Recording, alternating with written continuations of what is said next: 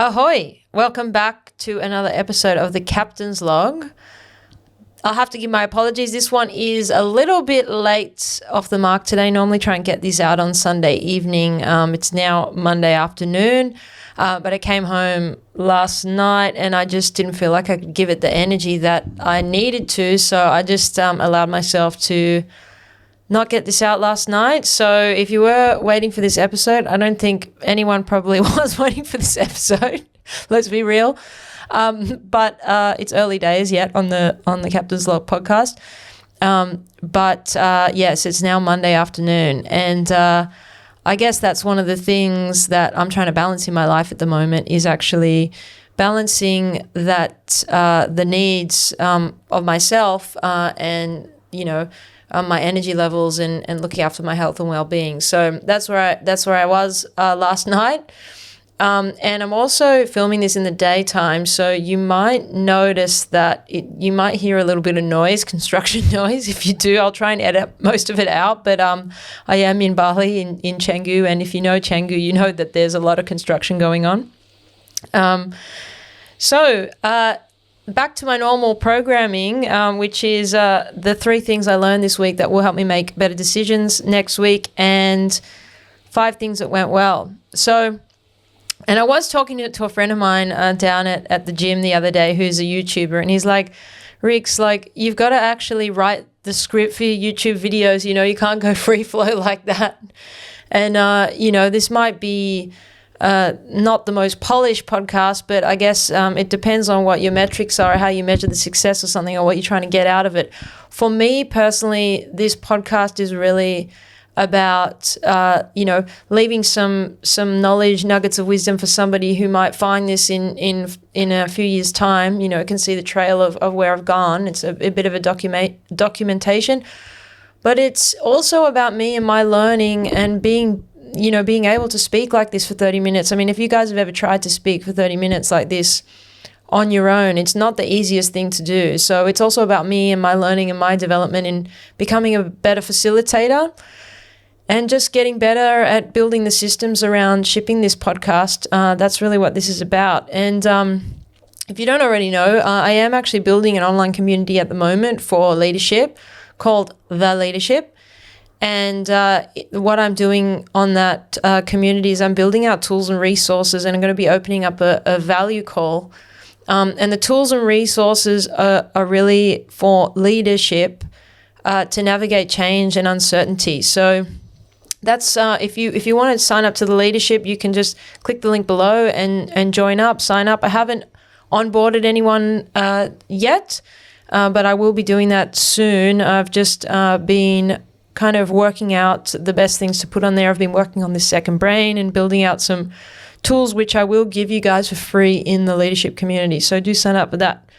So the 3 things I learned this week, and this is just coming from client work and also just my own experience and working with leadership in their teams. The first thing is the biggest difference a leader can make is not how much they can get done. It's the biggest difference a leader can make in an organization is staying calm in times of uncertainty and in times of external stresses in the organization. So if you've just joined a team and you're frustrated because there is normally a bit of storming that happens when you join a team, there's forming, storming, norming, and performing. And we also like to add in swarming when you get really good at swarming problems as a team. But you'll normally find that when you join a team or even if you're a leader and you add someone to your team, there's always going to be this little storming phase where people kind of recalibrate to that new dynamic. And so, you might be joining a team and get frustrated because you're not getting all the things done that you needed to get done. But I really believe that the biggest difference you can make for that team is actually staying calm and holding those anchors in and holding that calmness in that instability and in that storming phase and moving forward with the organization, moving forward in that team.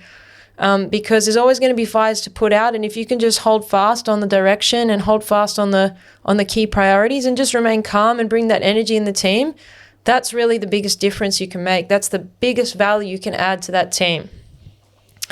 So don't get disheartened if you feel like you're not adding value or you're not getting to where you feel like you need to have been in the early days or the months from your start. Or if you're a leader and you've put someone else in the team and you're wondering like, what, like, why aren't we getting what we need to get done? I've just added this new brilliant team member.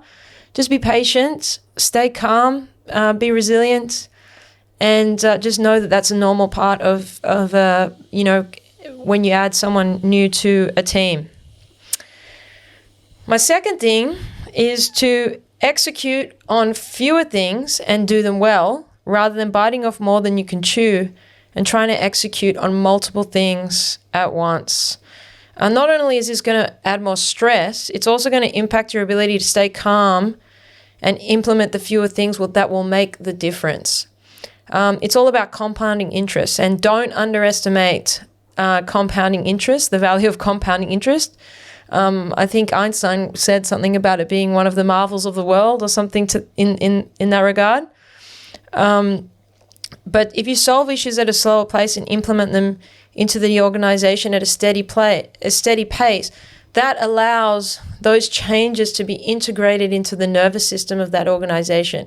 Now, when you're going through a personal change or you're trying to implement some kind of change in a habit or something within your life, if you go and implement a whole heap of change at once, it's very hard for you to integrate that into your lifestyle, because to really make a change, you need to actually make the lifestyle change. And with an organization, that's no different. If you're making big changes, chances are, and you're making a lot of rapid changes around you all at once, chances are that's going to be very difficult to maintain. So it's actually better to make steady incremental changes and do them well over time, and integrate them into the nervous system of that organization, into that group, than try and take on too much. Obviously, sometimes there are mission critical problems that need to be solved straight away, and that might be a big change and a big transition. And you probably want to get external help or facilitation for that, because that needs a little bit more planning and a bit more organization in the team. So my recommendation is to just focus on the things that will make the difference, do them well, integrate them, learn, and then refine the process, and then you can integrate the next thing. So it's my second learning. And my third one is to continue to seek out new ways of thinking, new inputs and new ideas. You can't solve a problem with the same thinking that created it.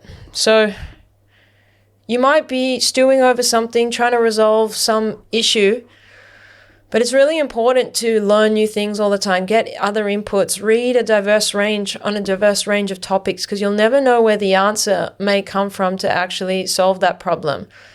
An example I like to give is Steve Jobs. When he had a mission to put a computer in every home. His mission was to put a computer in every home.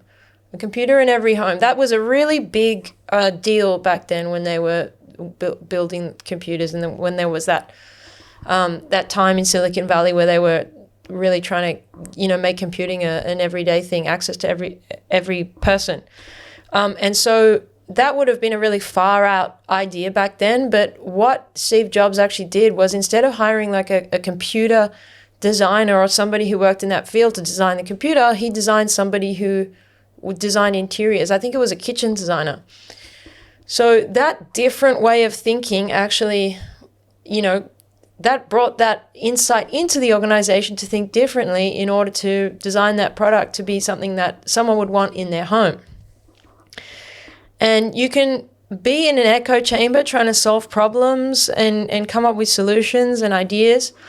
But chances are, when you're in a relaxed state and these ideas will come in when you don't even realize. You'll read something on some ecosystem like a rainforest or something completely out there away from the problem that you're working on, and it'll give you some idea or some insight, or to change your thinking enough to actually how you actually view that problem from a different perspective, and then you'll find that you'll get solutions from that. So you can't solve a problem with the same thinking that created it. So yeah, keep learning. Don't feel guilty about taking time out to read or learn new things. Take a course.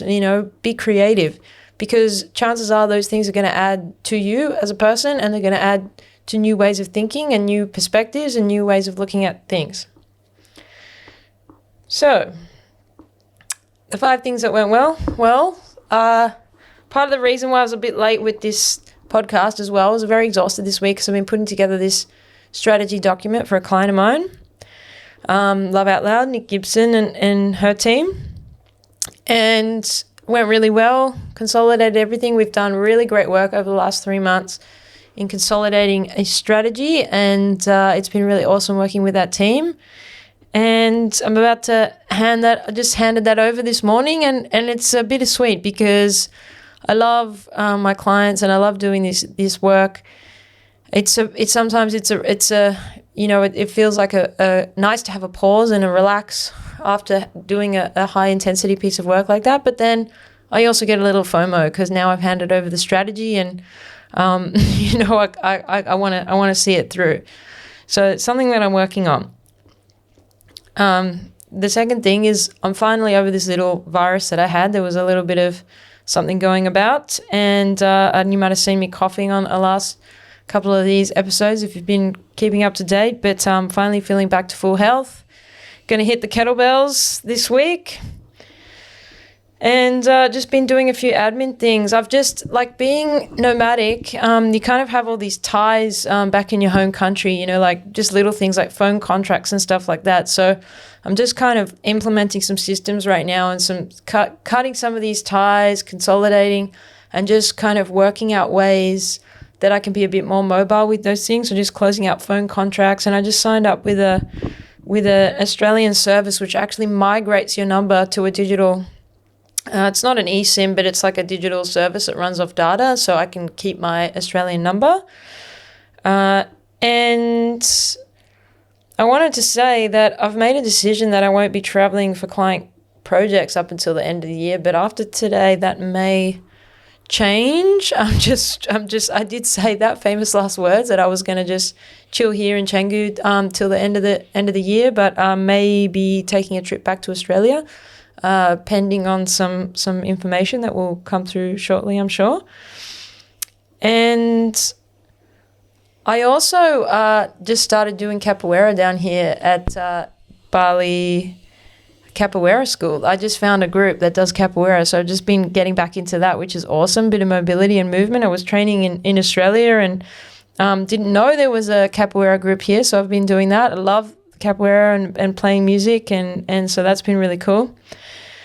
And also, I have got my client team in Botswana that it's been a real struggle to get them to do sprints. We've been doing sprint planning and agile, and it's been a real culture shift for them because it's not something they've been used to. I mean, this was a business that was pretty much all on paper, and now we've got them on the cloud using Google Drive, using Asana. We've got a project backlog. We're doing sprint planning, and now they're starting to integrate sprints into their workflow, and they sent me a video this week, which was really epic to see that. They're like walking through the mall doing their morning scrum, which is really, really cool. I love seeing that. I love seeing my clients winning and, taking stress out of their lives because they have a framework and a process to follow. So that's it from me today. That's a short one. And like I said, if you have any questions or you want to know anything more about any of the topics that I speak about, or, anything around leadership or collaboration or systems thinking and any of that, then please do make a comment and I'll make some content specifically for you. And you can follow me on all the social media channels. You can see my handles all down below in the description. And get on board the leadership because I'm going to be giving away this second brain and some of these mods that I've created to kind of plug in there, and it's going to be completely free. And I'll do some videos on there too, how to use it, how to organize, how to systemize some of the things in your life and your business through using this second brain system, which is really, really cool. It's based on Tiago Forte's Para method. And that's it from me, guys. Stay true to your purpose, keep calm. Remember that, the stress doesn't actually exist. It is in your mind. It's how you're responding to what's going on outside you that's impacting your internal world. And it's something that we're all working on and getting better at. And it's, especially in this world where we're going through so much rapid change, I think this is a skill that we need to get better and better at. It's a muscle that we definitely need to flex. Something that I'm working on too. So you're not alone. There's lots of us out there. I think everyone's going through some aspect of this. And have a great week. Hold fast.